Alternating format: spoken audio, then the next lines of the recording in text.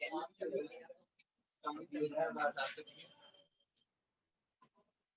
Class चल रही है।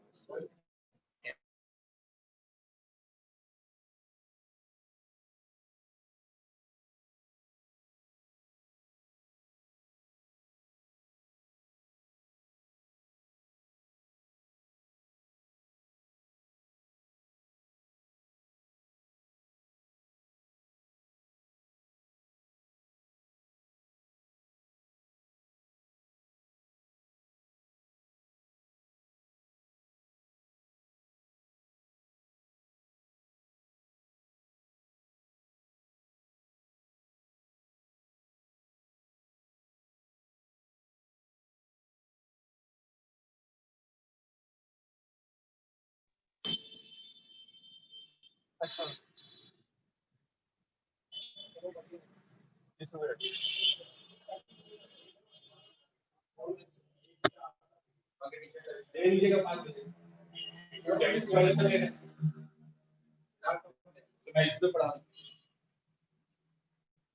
मास्टर ऑफ एनफैक्ट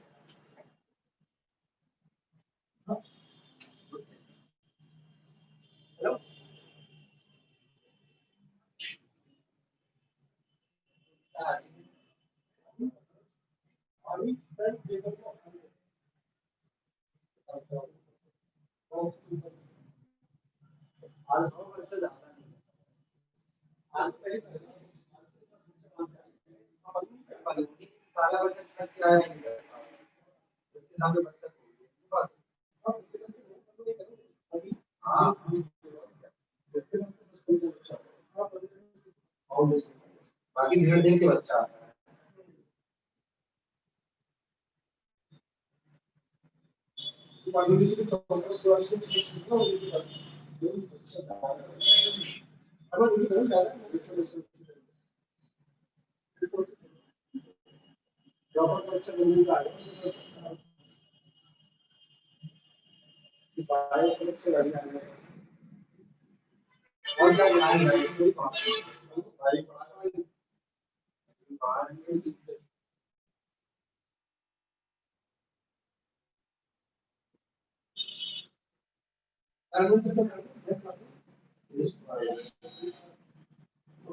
बाहर में पड़ा था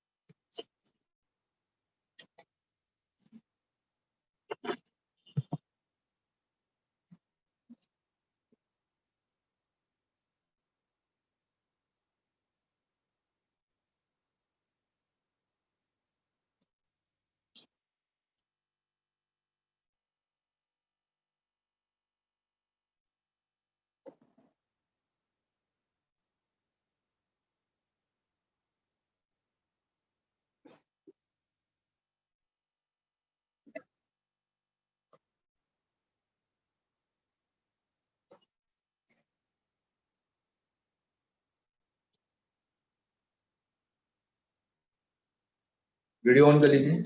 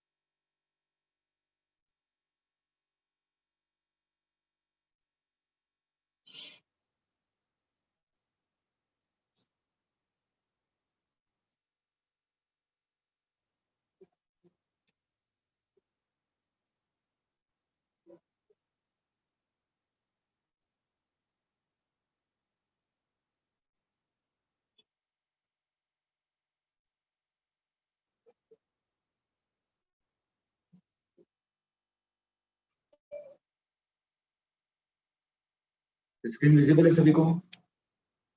यस सर। ठीक है।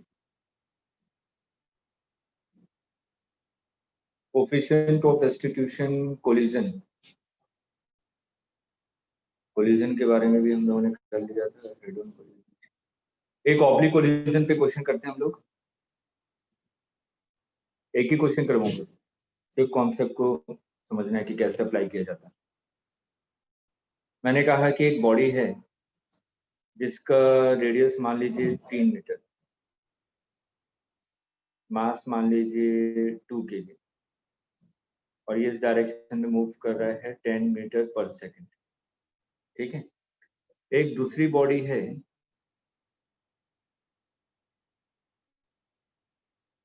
वो इस डायरेक्शन में मूव कर रहा है 5 मीटर पर सेकंड, और इसका रेडियस है 2 metre.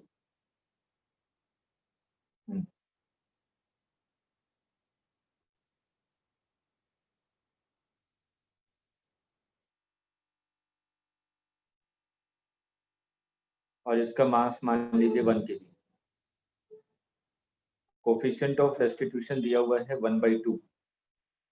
Find speed of balls, find speed of balls after collision.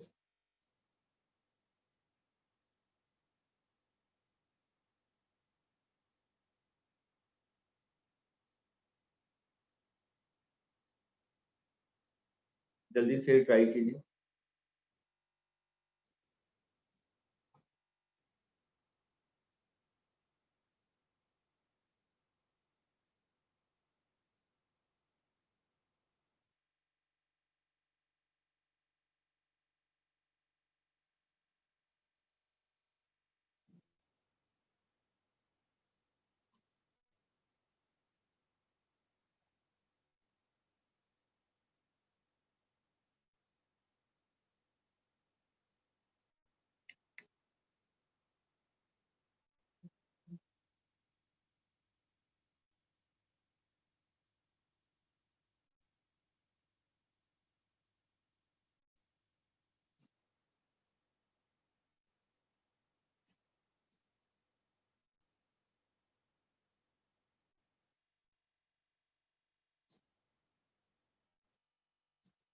Line of impact के डायरेक्शन में कोफिशिएंट ऑफ रेस्टिट्यूशन होता है। बस लाइन ऑफ इम्पैक्ट देखिए किस डायरेक्शन में है, उसके बाद कोफिशिएंट ऑफ रेस्टिट्यूशन का फॉर्मूला अप्लाई कीजिए along the line of impact. एक इक्वेशन यहां से मिलेगा आपको। उसके बाद मोमेंटम कंजर्व कर दीजिए। देखिए 2 इक्वेशन मिल जाएंगे आपको।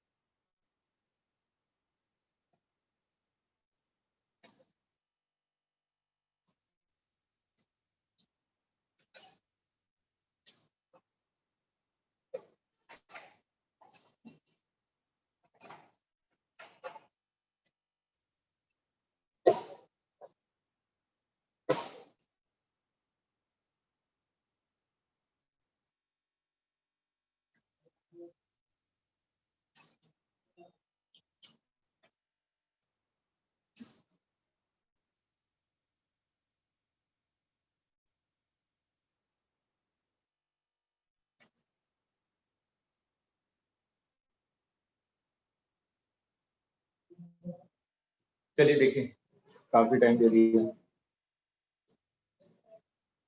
मैंने कहा कि जिस समय कोलिजन हुआ उस समय के बारे में बात कर रहा हूँ। सर V1 25/6√2 आ रहा है। हो सकता है, मैंने रैंडमली दिया है, मेरे को आंसर नहीं पता। ये देखिए, जिस समय कोलिजन हुआ, ये 3 मीटर था और इसके सेंटर से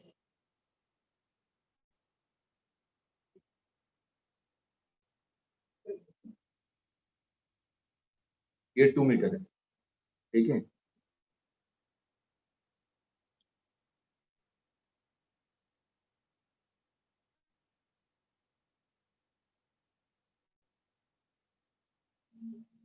इसका सेंटर ये मान लिया।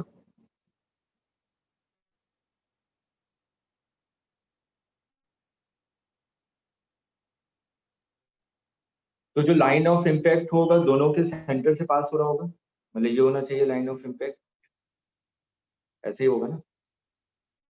इस पे नॉर्मल इस डायरेक्शन में लग रहा होगा और इस पे नॉर्मल इस डायरेक्शन में लग रहा होगा, तो ये आपका लाइन ऑफ इम्पैक्ट है। ये आपको 2 गिवन है और ये 3 + 2 ये 5 हो जाएगा।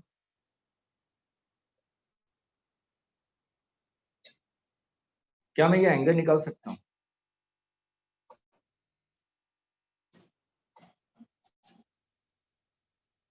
कितना हो जाएगा ये एंगल?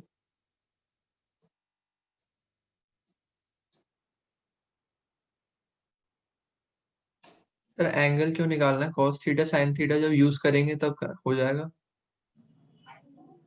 मतलब कि एंगल निकाल सकते हैं ना, कंपोनेंट निकालने पड़ेंगे ना वेलोसिटी के। हाँ तो बस सीधे cos थीटा की वैल्यू डाल देंगे ना, या हाँ, तो sin वही थीटा। एंगल निकल जाएगा ना थीटा, ठीक है। हाँ सर निकल तो जाएगा। चलिए, तो ये मैंने इसको थीटा मान लेता हूँ, ठीक। अब यहाँ पे इसके अलोंग इसको अलग से बना रहा हूँ। ये वेलोसिटी आपको दी गई थी 10 मीटर पर सेकेंड और ये वाली जो वेलोसिटी थी इस डायरेक्शन में ये थी आपकी 5 मीटर पर सेकेंड।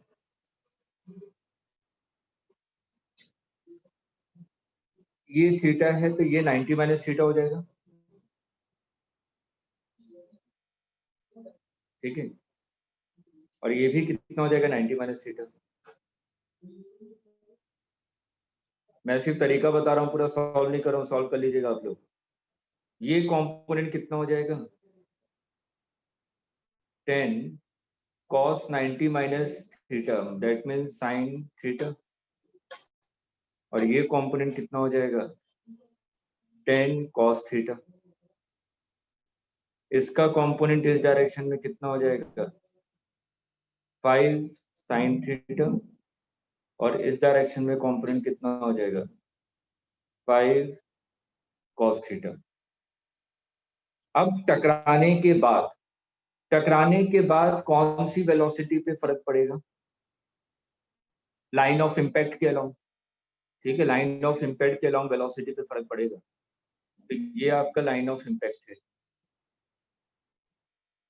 इसकी वेलोसिटी आपने मान ली v1, ठीक है। लाइन ऑफ इम्पैक्ट के अलोंग वेलोसिटी बता रहा हूं मैं, और इसकी वेलोसिटी आपने मान ली v2। इस पे कोई फर्क नहीं पड़ने वाला, लाइन ऑफ इम्पैक्ट की जो परपेंडिकुलर डायरेक्शन में है ये तो रहेगा ही रहेगा।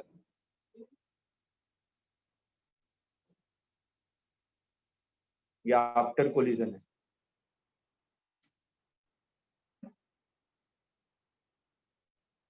और ये बिफोर कोलिजन।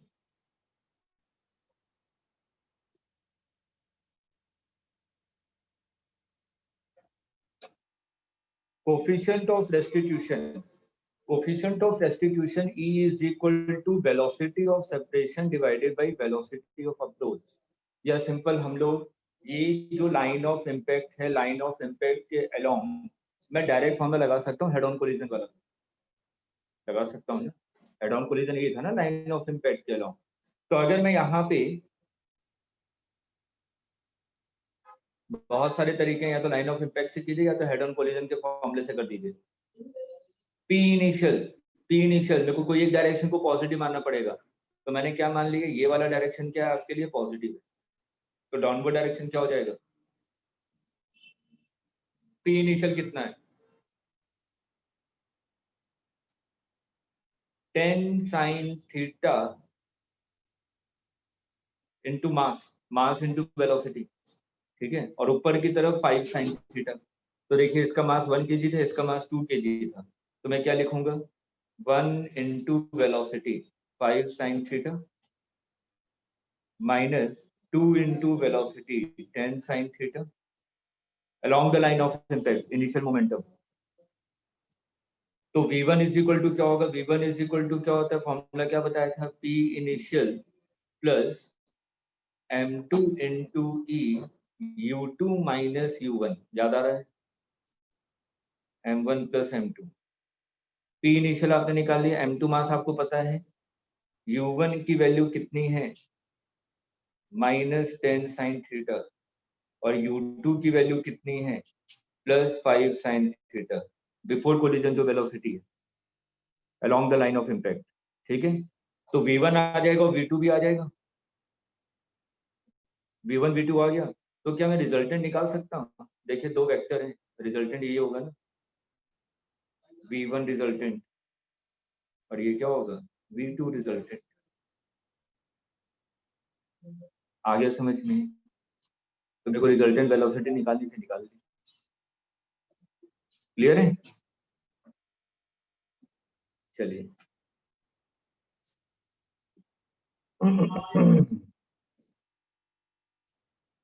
अब हम लोग आते हैं moment of inertia.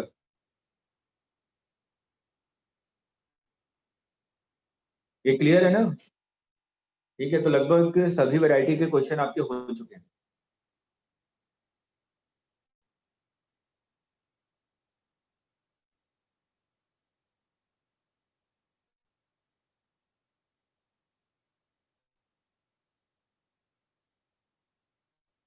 Moment of inertia आपको पता है, मोमेंट ऑफ इनर्शिया किसी भी एक्सिस के अबाउट क्या होता है, sigma M R square. Moment of inertia scalar quantity की वेक्टर क्वांटिटी, स्केलर, इसकी यूनिट क्या होती है केजी मीटर स्क्वायर। मैं ज्यादा डिटेल में नहीं जा रहा हूँ, डायरेक्ट फॉर्मूले पे आ रहा हूँ, ठीक है, कि मोमेंट ऑफ इनर्शिया क्या है। अब मोमेंट ऑफ इनर्शिया कौन कौन से पैरामीटर पे डिपेंड करेगा, अगर मैं डायरेक्ट फॉर्मूले को देखूं तो मोमेंट ऑफ इनर्शिया किन किन पे चीजों पे डिपेंड कर रहा है, मास पे डिपेंड कर रहा है, distance between the mass and the axis of rotation. अगर मैं सिंपल कहूं तो मैं देखिए कौन कौन से पैरामीटर पे डिपेंड करेगा, डायमेंशन ऑफ बॉडी, डायमेंशन पे डिपेंड करेगा ना, डायमेंशन जितना बड़ा होगा आर की वैल्यू उतनी बड़ी होगी, ठीक है, dimension of body, density of body,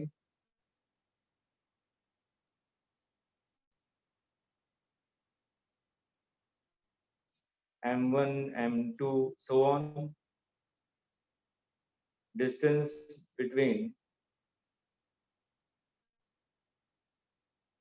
mass and perpendicular, distance between mass and axis of rotation।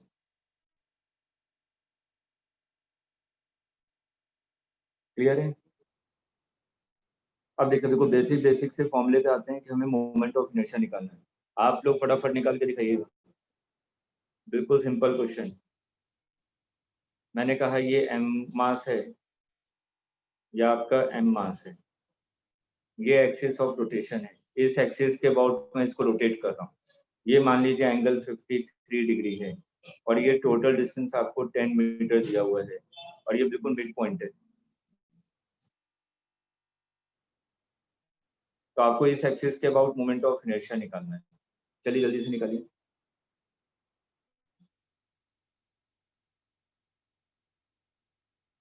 Distance हमेशा परपेंडिकुलर मेजर किया जाता है,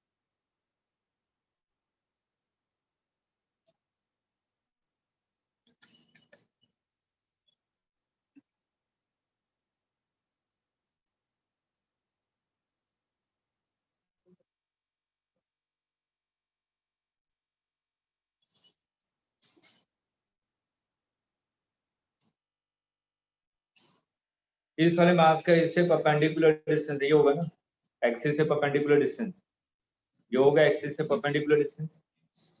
ये कितना दिया होगा आपको 5, ये 53 है तो ये भी 53 होगा, तो ये कितना हो जाएगा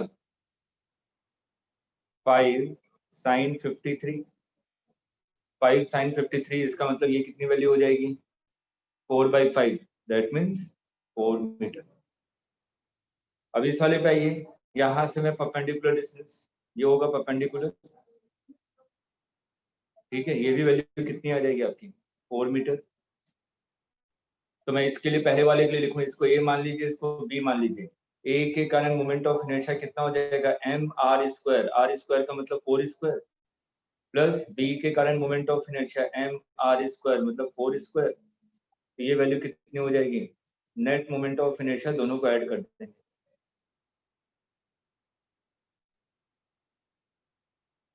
क्लियर है? देखिए बहुत सिंपल क्वेश्चन था, कॉम्प्लिकेटेड नहीं है। ऐसे बहुत सारे क्वेश्चन आपने देखे होंगे, एक दो क्वेश्चन बता देता हूँ, ट्राई कर लीजिएगा। जैसे कि मैंने कहा कि एक ट्राइंगल है, ट्राइंगल के वर्टेक्स पे आपने m मास रखा हुआ,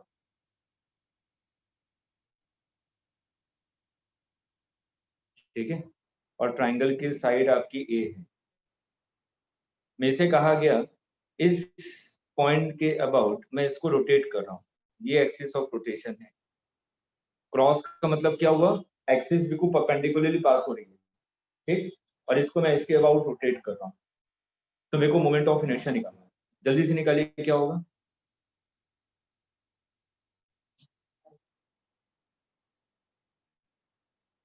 क्वेश्चन क्लियर है तुषार?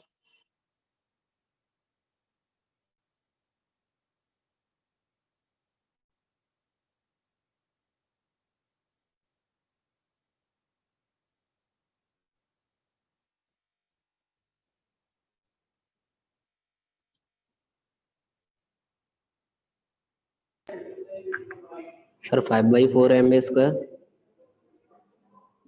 शायद वही आएगा, ए मान लीजिए, बी मान लीजिए, सी मान लीजिए। ए के कारण मोमेंट ऑफ इनर्शिया, ए के कारण मोमेंट ऑफ इनर्शिया 0। 0, क्योंकि डिस्टेंस है नहीं, वो उसी एक्सिस पे है। बी के कारण, सी के कारण, तो नेट कितना हो गया, आयुष कैसे निकाला था? सर ऊपर से परपेंडिकुलर ड्रॉ कर दीजिए। अरे तो वही तो डिस्टेंस तो परपेंडिकुलर ही है, समझ नहीं पा समझ रहे, ये गया। एक्सिस है, ये एक्सिस है, एक मास यहाँ पे रखा हुआ है, कितने डिस्टेंस पे, ए डिस्टेंस पे, एक मास यहाँ पे रखा हुआ है, कितने डिस्टेंस पे, ए डिस्टेंस पे है, और एक मास यहीं पे रखा हुआ है, तो ये कितना हो जाएगा mr², ये कितना हो जाएगा mr², खत्म। नहीं आया समझ में? आ गया सर। तो इस टाइप के क्वेश्चन कर लेंगे ना, स्क्वायर बना दूं, क्यूब बना दूं, जो भी है, ठीक। चलिए अब हम लोग आते हैं डिस्ट्रीब्यूटेड मास सिस्टम के लिए, फॉर डिस्ट्रीब्यूटेड मास सिस्टम।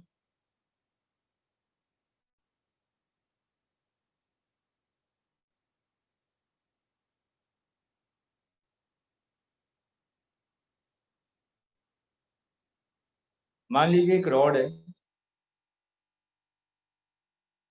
इसका मास m है, इसकी लेंथ l है, इस एक्सिस के अबाउट इसको रोटेट करना है, और ये डिस्टेंस d है, तो मोमेंट ऑफ इनर्शिया, आर्यन जल्दी।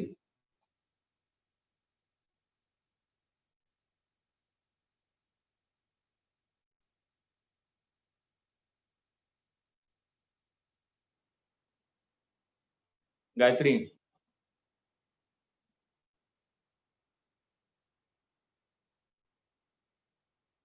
तुषार,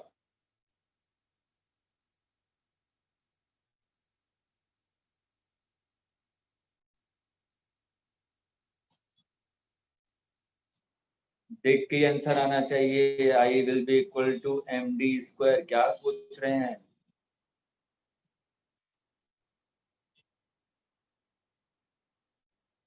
ये है ना, ये है आपकी रॉड, ठीक है, और ये एक्सिस है। इस एक्सिस के अबाउट मेरे को रोटेट करना है, तो मैं ऐसे रोटेट करूंगा, ठीक है। तो ये पूरा मास इस एक्सिस से कितने डिस्टेंस पे है? d। तो क्या हो जाएगा md²। या अगर दूसरे तरीके से सीखना है, अगर मेरे को क्या करना है, जो हमारे पास फॉर्मूला था mr², ये फॉर्मूला कब एप्लीकेबल है? पॉइंट मास के लिए, ठीक। अगर ये फॉर्मूला पॉइंट मास के लिए एप्लीकेबल है, तो मैं यहाँ पे क्या करूंगा कि स्मॉल एलिमेंट ले लूंगा। इस स्मॉल एलिमेंट का मास कितना है? dm। ये स्मॉल एलिमेंट यहाँ से कितने डिस्टेंस पे है? d डिस्टेंस पे। इस स्मॉल एलिमेंट के कारण जो मोमेंट ऑफ इनर्शिया आएगा वो स्मॉल मोमेंट ऑफ इनर्शिया आएगा। ये वैल्यू कितनी हो जाएगी? md²। अगर मैं इंटीग्रेट कर दूंगा तो टोटल मोमेंट ऑफ इनर्शिया मिल जाएगा। तो d² तो कांस्टेंट है। इंटीग्रेशन ऑफ dm क्या हो जाएगा? Total mass. नहीं आया समझ में? आ गया? ठीक है, चलिए नेक्स्ट क्वेश्चन। मैंने कहा कि एक रिंग है, इसके अबाउट कितना होगा? इसका मास m है और रेडियस r है। एक्सिस ऐसे पास हो रही है, रिंग के बिल्कुल बीचों बीच से। mr²। अगर इसी में मैंने कह दिया ये जो रिंग है नॉन यूनिफॉर्मली डिस्ट्रीब्यूटेड मास है, नॉन यूनिफॉर्मली डिस्ट्रीब्यूटेड मास।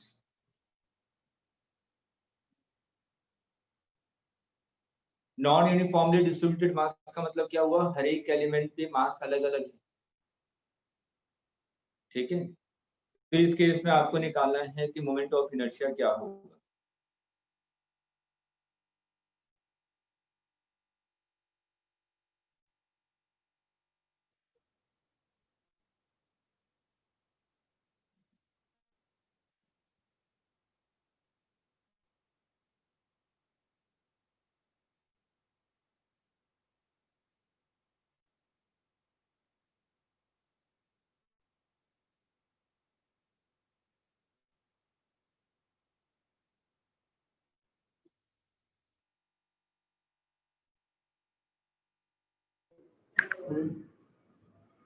सर तब भी सेम आएगा सर। बिल्कुल सही। कोई सा भी डिफरेंशियल एलिमेंट ले लीजिए। मैंने कहा कि ये डिफरेंशियल एलिमेंट ले लिया, इसका मास आपने मान लिया dm, इसकी डिस्टेंस यहाँ से कितनी है r। तो इस स्मॉल एलिमेंट के कारण स्मॉल मोमेंट ऑफ इनर्शिया क्या हो जाएगा? dm into r²। इंटीग्रेट कर दूंगा तो टोटल मिल जाएगा। r² तो कांस्टेंट है, तो dm का इंटीग्रेशन क्या होगा? m। नहीं आया? थोड़ा प्लीज दिमाग को दौड़ाइए, ऐसे सुस्त मत बैठिए, ठीक है। मेरा इंटरेस्ट गायब हो रहा है, लिटरली बता रहा हूँ। तो मेरे को लग रहा है कि मेरे को तो 11th वाले स्टूडेंट को पढ़ा रहा हूँ। मेरे को स्पीड मेरी तभी बढ़ेगी जब आप लोगों का रिस्पॉन्स आएगा। अगर ऐसा लग रहा है कि सर नहीं समझ में आ रहा, कोई बात नहीं, बोल दीजिए, तो मैं थोड़ा धीरे हो जाऊंगा, कम से कम मैं अपने माइंड को तो मेकअप कर सकूंगा ना। मेरे माइंड में चल रहा है कि मेरे को जल्दी जल्दी करवाना है और आप लोग रिस्पॉन्स धीरे कर रहे हैं, तो कॉन्ट्राडिक्ट हो रहा है ना। मैं माइंड को स्टेबल करूंगा ना, या तो धीरे पढ़ाना है या तो तेज पढ़ाना है, ठीक। अगर ऐसा टॉपिक लग रहा है कि सर नहीं आता है तो मैं धीरे कर लूंगा, कोई दिक्कत नहीं है, आगे मैं फिर फास्ट कर दूंगा, लेकिन क्लियर तो बोलिए। क्या करूं, धीरे धीरे बताऊं?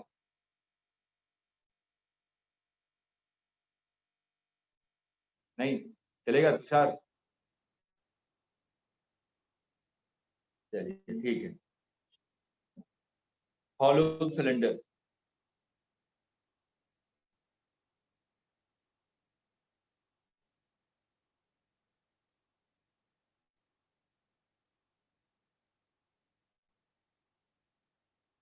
ये एक्सिस ऑफ रोटेशन है, इसका मास m है, ये रेडियस r है। मोमेंट ऑफ इनर्शिया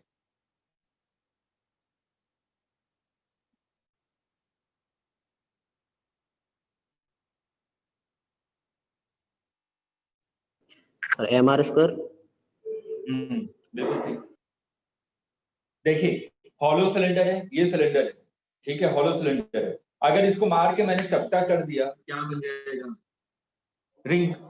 रिंग का कितना होता है सेंटर के अबाउट एम आर स्क्वायर। ये याद करने का तरीका है, ठीक है। तो इसका भी मोमेंट ऑफ इनर्शिया कितना हो जाएगा? एम आर स्क्वायर, ठीक है। एक रॉड है, ये एक्सिस ऑफ रोटेशन है, इसका मास m है, लेंथ l है, और ये डिस्टेंस मान लीजिए a है। इसके अबाउट आपको मोमेंट ऑफ इनर्शिया निकालना है, प्योर मैथ्स का क्वेश्चन। स्मॉल एलिमेंट के कारण मोमेंट ऑफ इनर्शिया निकालिए, उसके बाद इंटीग्रेट करेंगे तो टोटल मोमेंट ऑफ इनर्शिया आ जाएगा। फटाफट स्मॉल एलिमेंट लीजिए किसी भी एक डिस्टेंस पे, उसके बाद टोटल मोमेंट ऑफ इनर्शिया निकालिए, प्योर मैथमेटिक्स।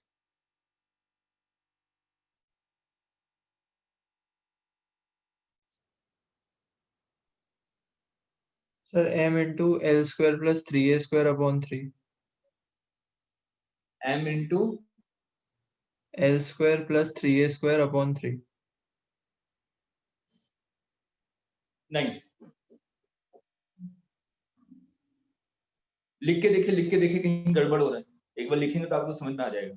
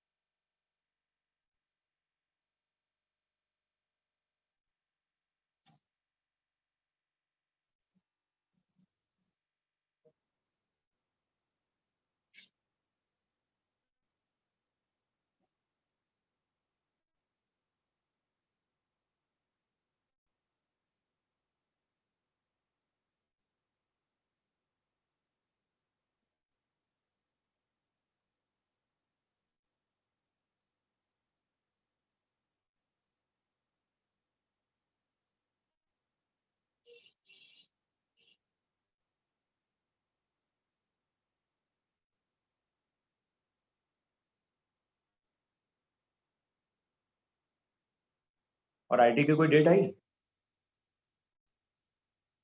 कोई नहीं, कोई टेंटेटिव वगैरह कुछ नहीं?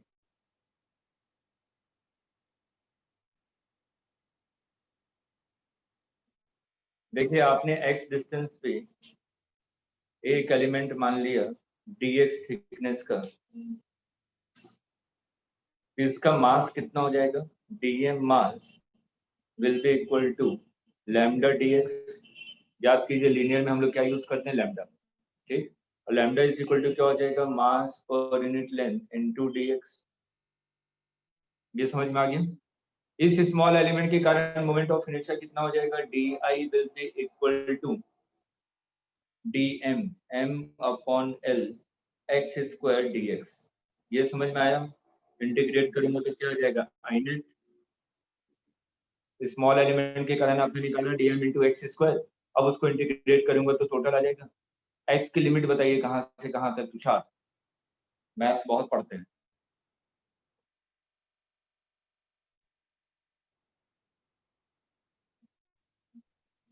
सर ये से a plus x.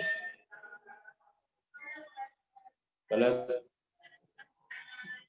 Gayatri limit बताइए x की।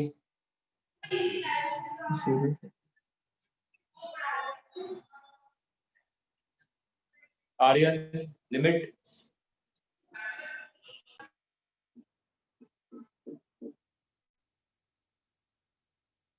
x की लिमिट कहां से कहां तक? आयुष। सर ए से एल माइनस ए। गलत। अरे ऐसे सिली मिस्टेक मत कीजिए। x हमने एक्सिस ऑफ रोटेशन से मेजर किया ना। एक्सिस ऑफ रोटेशन से मैं लेफ्ट साइड में जाऊंगा तो मैं प्लस लूंगा कि माइनस लूंगा? माइनस। तो लिमिट कहां से कहां हो जाएगी? माइनस ए से लेके एल माइनस ए तक। नहीं आया समझ में? बस जल्दी से वैल्यू पुट करके निकालिए, क्या आ रही है वैल्यू।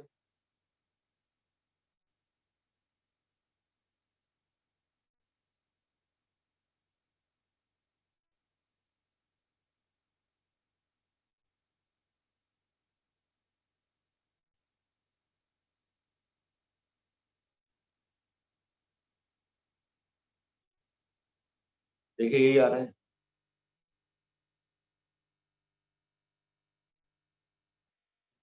इसी में दो केस ले लीजिए, केस 1।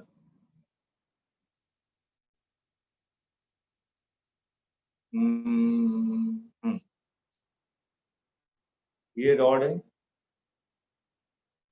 रॉड के एंड पे ये एक्सिस है, तो यहाँ पे ए की वैल्यू कितनी हो गई? 0। 0। तो मोमेंट से देखिए क्या आ जाएगा, रटा होगा, रॉड का तो रटा ही होगा। एंड पे कितना होता है, ml² divided by 3। Moment of inertia of the rod at the end ml² divided by 3। नहीं रटा हुआ तो आज से रटना स्टार्ट कर दीजिए। चलिए केस 2 ले लेते हैं। सेंटर से एक्सिस ऑफ रोटेशन है, तो ये डिस्टेंस कितनी है, l/2। तो कितना हो जाएगा, a की वैल्यू कितनी हो गई, l/2। पुट कीजिए, मोमेंट ऑफ इनर्शिया कितना आ जाएगा, ml² डिवाइडेड बाई 12।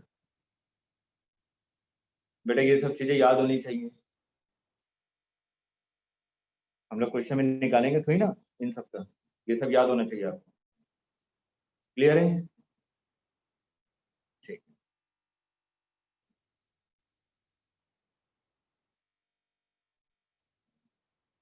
एक रॉड है जिसका मास m है, लेंथ l है, थीटा एंगल पे है। इसके अबाउट मोमेंट ऑफ इनर्शिया क्या होगा, ये एक्सिस ऑफ रोटेशन है।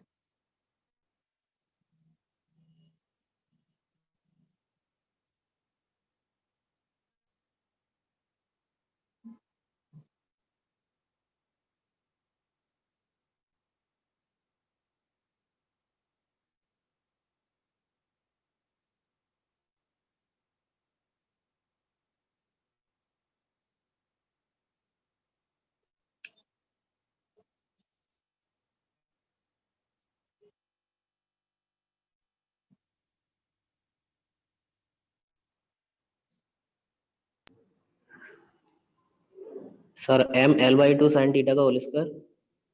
हाँ, क्या बोल रहे हैं, m l/2 sin थीटा का होल स्क्वायर। नहीं नहीं नहीं, गलत गलत गलत।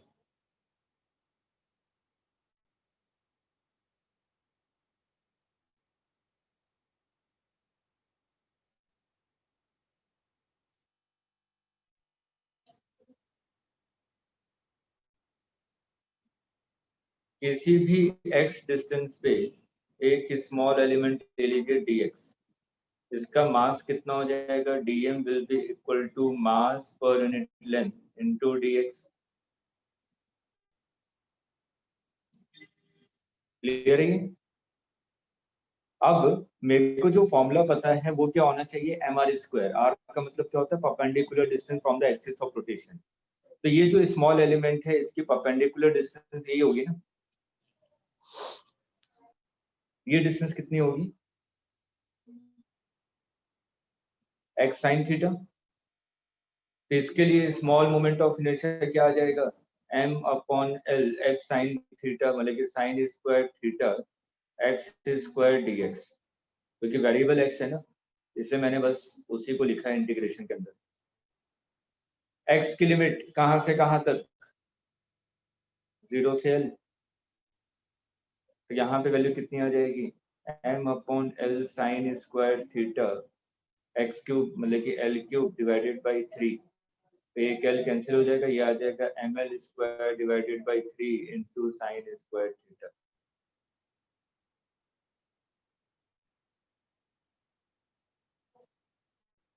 Moment of inertia important concept है, मेंस में आपके क्वेश्चन आ सकते हैं। क्लियर यहाँ तक? चलिए,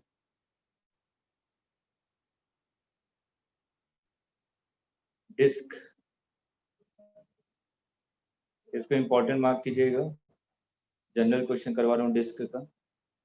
मैंने कहा कि ये डिस्क का कोई छोटा सा पार्ट है, हो सकता है ना, ये छोटा सा पार्ट, डिस्क में से इतना पार्ट आपने कट कर दिया, और ये जो एंगल बना रहा है ये आपका थीटा है, इसकी रेडियस r है, ये एक्सिस ऑफ रोटेशन है। जो डिस्क का सेंटर था वो एक्सिस ऑफ रोटेशन है, तो इसके लिए आपको निकालना है मोमेंट ऑफ इनर्शिया। चलिए जल्दी से, बेटा हम लोग मैथ कर रहे हैं, फिजिक्स देखिए कहीं पे कुछ नहीं आ रहा है। इंटीग्रेशन, स्मॉल एलिमेंट लीजिए, इंटीग्रेट कीजिए, आंसर निकालिए।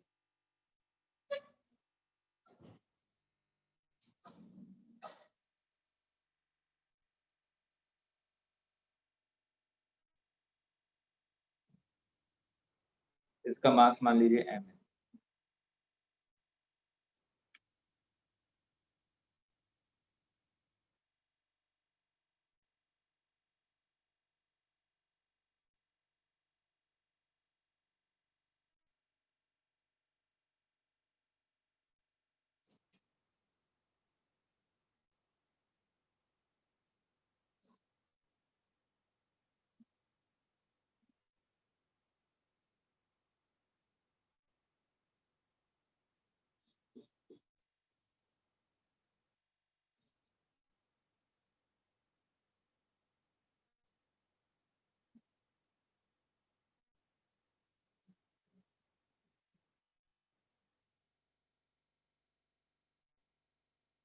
देखिए मैंने एक स्मॉल एलिमेंट ले लिया, ये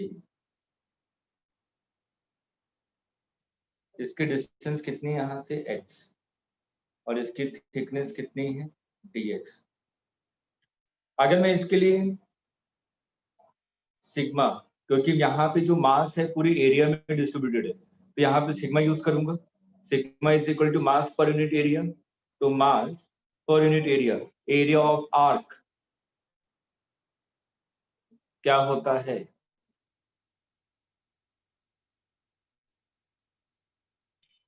r d थीटा। क्या बोल रहे हैं, बोलिए बोलिए। r d थीटा नहीं,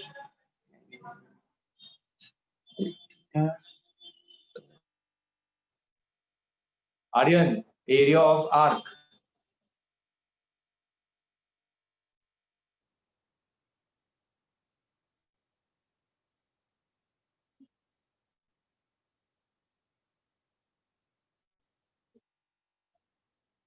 Gayatri, area of arc, Ayush, area of arc. Sir, theta r square by 2, where theta is in radian. हाँ बिल्कुल सही, area of arc is equal to half R square into theta. Theta हमेशा radian में होगा, इसको याद रखिएगा। सिंपल सा है, एक पूरा सर्कल होता तो एरिया कितना होता, पाई आर स्क्वायर, है ना। तो मतलब कि 2 पाई एंगल बना रहे तो कितना रेडियस है आपका, सॉरी कितना एरिया है, पाई आर स्क्वायर। 1 रेडियन एंगल बनाएगा तो कितना होगा, पाई आर स्क्वायर डिवाइडेड बाई 2 पाई। तो थीटा एंगल बनाएगा तो कितना हो जाएगा, हाफ आर स्क्वायर थीटा। ऐसे निकालता है ना यूनिटरी मेथड, वही चीज है। तो यहाँ पे मैंने रख दिया half R square into theta, तो ये 2m divided by R square into theta, ये सिग्मा आ गया। ये जो आपको मैंने हाईलाइटेड किया हुआ है स्मॉल एलिमेंट, ये स्मॉल एलिमेंट का एरिया कितना होगा, स्मॉल एलिमेंट का area arc length into thickness. एक वायर है, वायर को मैंने ऐसे बेंड कर दिया तो आर्क बन जाएगा। अगर मैं इसको सीधा कर दूं तो क्या बन जाएगा, रेक्टेंगल। रेक्टेंगल के एरिया क्या होता है, लेंथ इंटू ब्रेड्थ। लेंथ का मतलब क्या हुआ, आर्क लेंथ। आर्क लेंथ कितनी है, आर थीटा। आर थीटा का मतलब क्या हुआ, एक्स थीटा। तो एक्स थीटा इंटू थिकनेस, यही होगा ना एरिया। तो इसका मास कितना हो जाएगा, DM will be equal to sigma into area. Sigma की वैल्यू है 2m divided by R square theta, और dA की वैल्यू है x थीटा dx, तो थीटा थीटा कैंसिल हो गया, ये आ गया आपका 2m divided by r square x dx। Clear है? चलिए, अब इस स्मॉल एलिमेंट के कारण स्मॉल मोमेंट ऑफ इनर्शिया क्या हो जाएगा, mr स्क्वायर, m का मतलब क्या है dm, 2m divided by r square x dx into r square, कितने डिस्टेंस पे है एक्सिस ऑफ रोटेशन से, x, तो x स्क्वायर करेंगे तो क्या हो जाएगा x क्यूब, इंटीग्रेट कर देंगे तो मेरे को नेट i मिल जाएगा। x की वैल्यू कहां से कहां तक,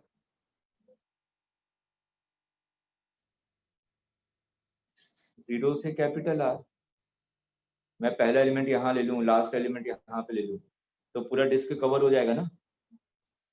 तो x की वैल्यू कहां से कहां तक वेरी करेगी, जीरो से लेके r तक, वैल्यू पुट करके निकाल लीजिए कितना आ रहा है, i इज इक्वल टू आ जाएगा mr स्क्वायर डिवाइडेड बाई 2। तो यहाँ पे कंक्लूजन क्या निकला, देखिए कंक्लूडिंग पार्ट क्या है, मैं इतना डिस्क लूं,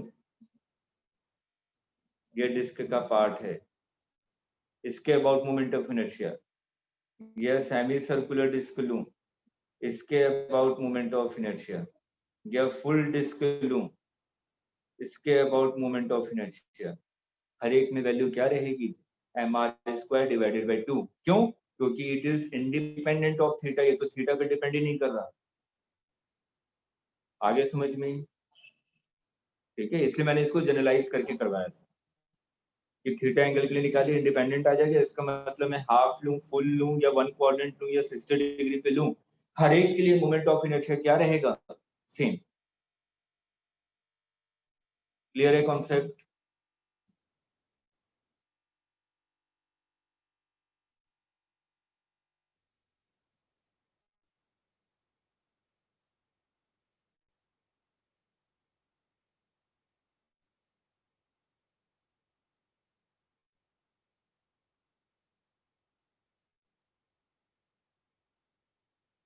नोट कर लीजिए,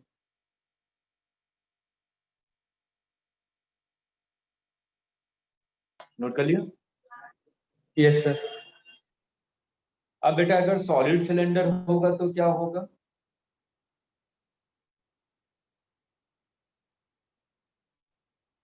ये सॉलिड सिलेंडर है, ये एक्सिस ऑफ रोटेशन है, इसका मास m है और रेडियस r है, तो क्या होगा, इसको मार के चपटा कर लो, क्या बन जाएगा, सर Same ही mr हो स्क्वायर बाई 2। बिल्कुल सही। हॉलो कोन है तो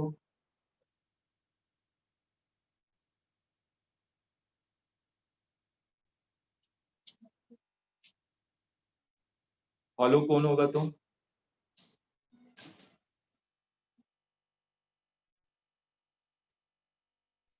इसको भी चपटा करेंगे डिस्क ही तो बन जाएगा। तो क्या जाएगा, सेम।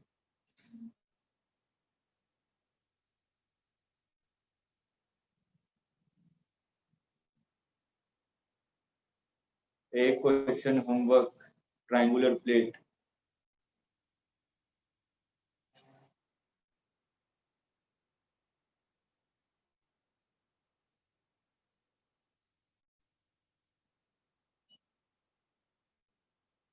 ये एक्सिस ऑफ रोटेशन है,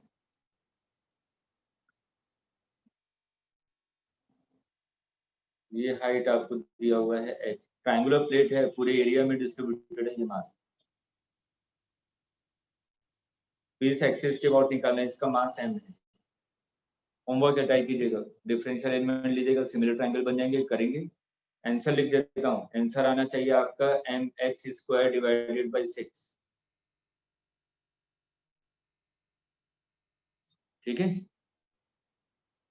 बेटा, डेरिवेशन जरूर कीजिएगा, आपके लिए इंपॉर्टेंट है, नीट वालों के इंपॉर्टेंट नहीं रहते हैं, क्योंकि जो भी क्वेश्चन आएगा एक नया क्वेश्चन होगा, और नया क्वेश्चन आपको डिफरेंशियल एलिमेंट मान के ही करना पड़ेगा। ठीक है, चलिए अब हम लोग चलते हैं, दो थ्योरम आपने पढ़े होंगे, कौन कौन से थ्योरम यहाँ पे आते हैं मोमेंट ऑफ इनर्शिया के लिए, perpendicular axis theorem and parallel axis theorem.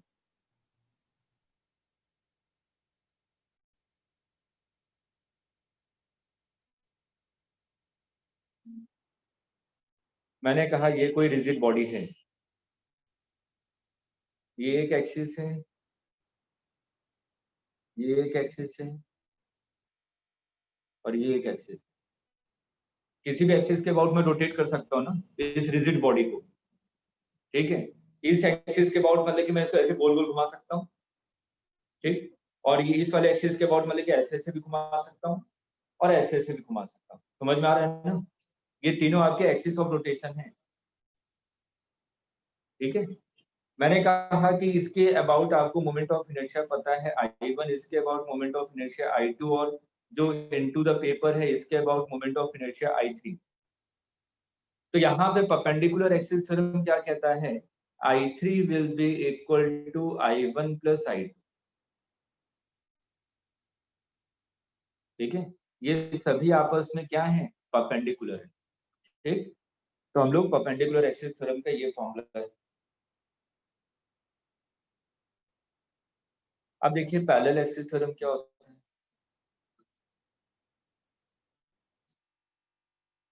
सिर्फ थ्योरम को समझिए, क्वेश्चन की प्रैक्टिस अभी मैं करवा रहा हूँ। अगर मैं परपेंडिकुलर एक्सिस थ्योरम के बारे में बात करूं, मैंने कहा कि ये कोई रिजिड बॉडी है, इसका सेंटर ऑफ मास यहाँ पे, मेरे को इस सेंटर ऑफ मास के अबाउट मोमेंट ऑफ इनर्शिया पता है, ये कितना है, ICM, सेंटर ऑफ मास के अबाउट मोमेंट ऑफ इनर्शिया।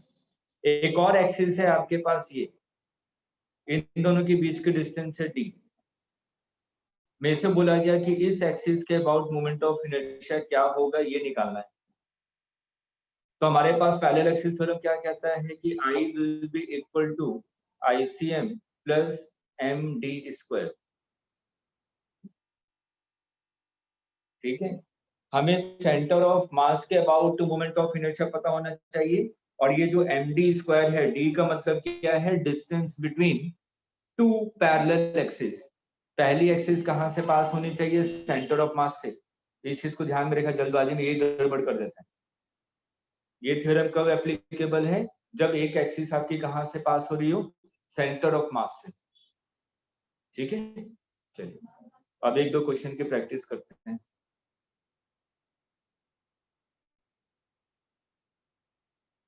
बिल्कुल सिंपल सिंपल से क्वेश्चन लेता हूँ।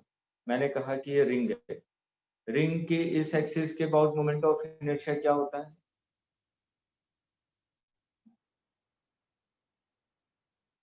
ये रिंग है, यही होता है ना, MR स्क्वायर। हमें निकालना है moment of inertia about diameter. Diameter के अबाउट मोमेंट ऑफ इनर्शिया क्या होगा, मान लीजिए ये डायमीटर है, इसके अबाउट मोमेंट ऑफ इनर्शिया, ये एक्सिस ऑफ रोटेशन। mr²/2। बिल्कुल सही। हम लोग दो एक्सिस मान लेंगे, ये एक्सिस और ये एक्सिस, दोनों डायमीटर ही हुए ना। अगर इसके about moment of inertia I1 है, तो इसके अबाउट मोमेंट ऑफ इनर्शिया क्या होगा, I1, ठीक है। तो I1 plus I1 is equal to I, perpendicular axis theorem लगा रहा हूँ। तो यहाँ पे I1 will be equal to I/2, और I की वैल्यू कितनी है, MR² डिवाइडेड बाई 2। क्लियर है। अगला क्वेश्चन, ये रिंग है, टेंजेंट के अबाउट निकालना मेरे को मोमेंट ऑफ इनर्शिया।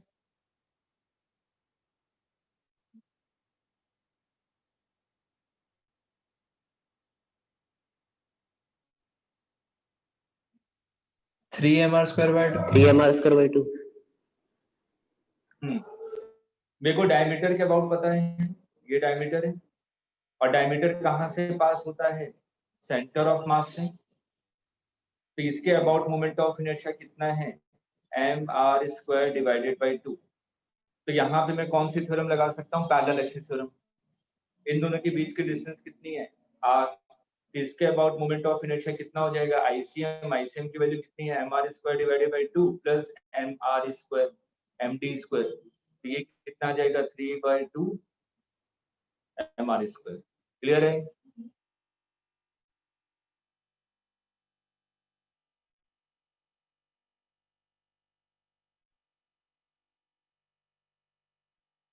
एक रिंग ये है और एक रिंग ऐसे है।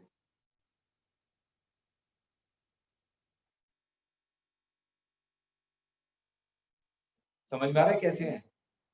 एक रिंग ये है, ठीक, और एक रिंग ऐसे, एक ऐसे है और एक ऐसे। दोनों का मास और रेडियस सेम है, तो मेरे को निकालना है इसके अबाउट मोमेंट ऑफ इनर्शिया। चलिए जल्दी से,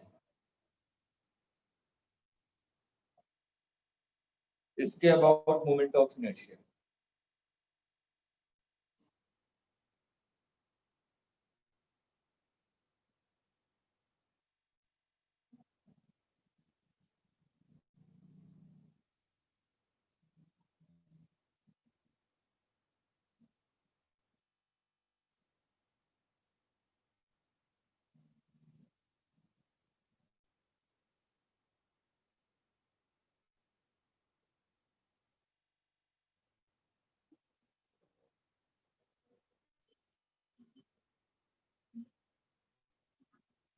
सर 12 mr²।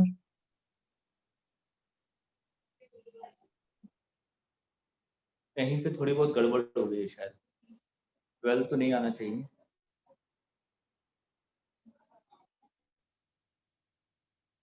नहीं 12 नहीं आएगा।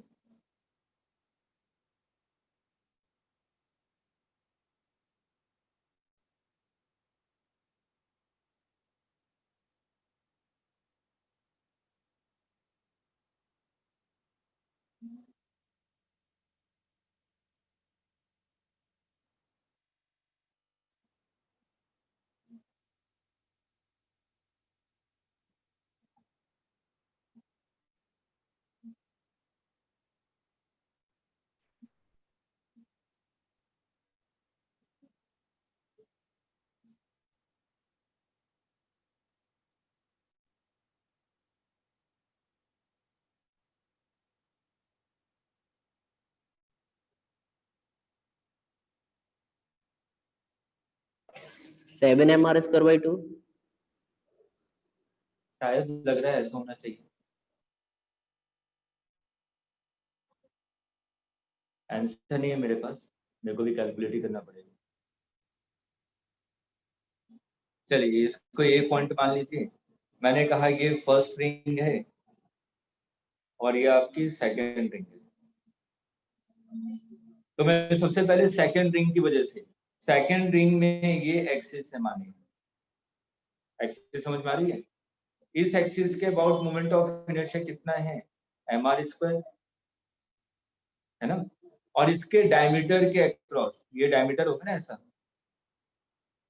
डायमीटर के अक्रॉस मोमेंट ऑफ इनर्शिया कितना है, mr²/2।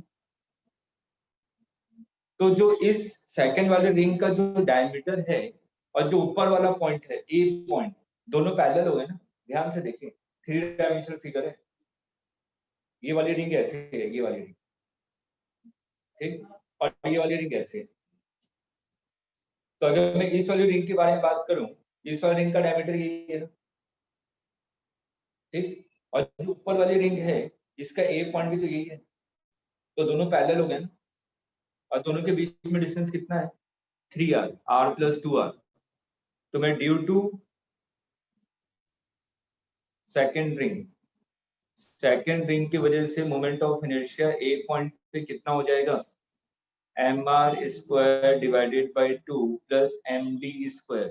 पैरेलल एक्सिस थ्योरम लगा रहा हूँ, और d कितना है, 3r का whole square, due to first ring.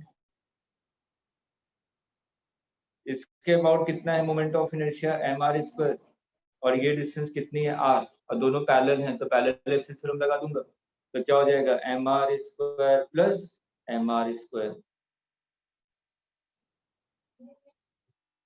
इसको मैं I1 मान लेता हूँ, इसको I2 मान लेता हूँ। Therefore I net will be equal to I1 plus I2।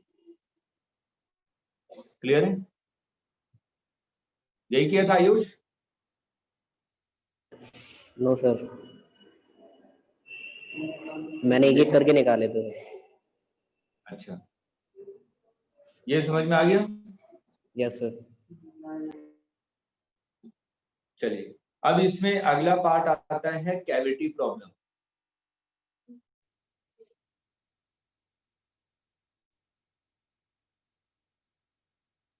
Same concept है जैसे हम लोगों ने किसमें किया था, सेंटर ऑफ मास में। ठीक है, तो देखिए एक क्वेश्चन और एक कॉन्सेप्ट बता देता हूँ, सेम कॉन्सेप्ट रिपीट करूंगा मैं।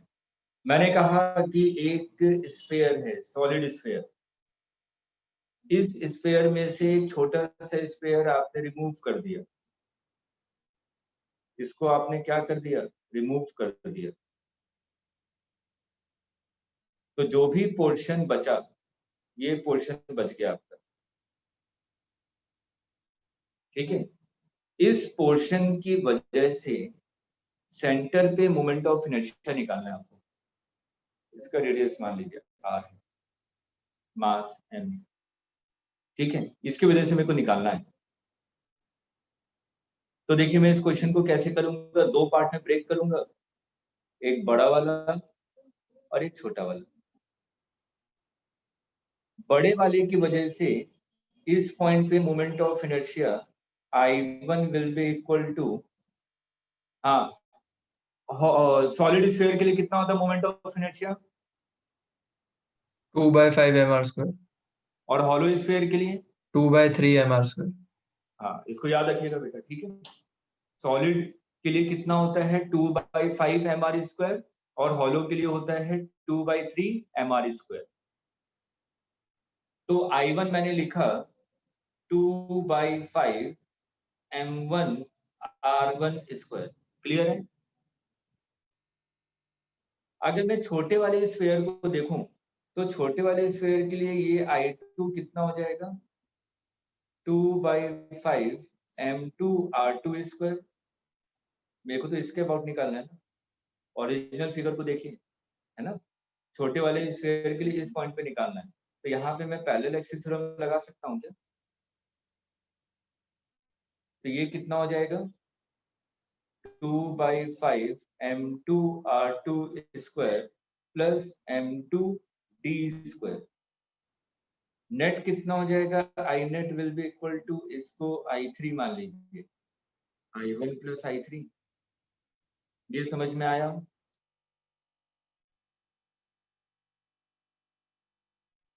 नहीं आया?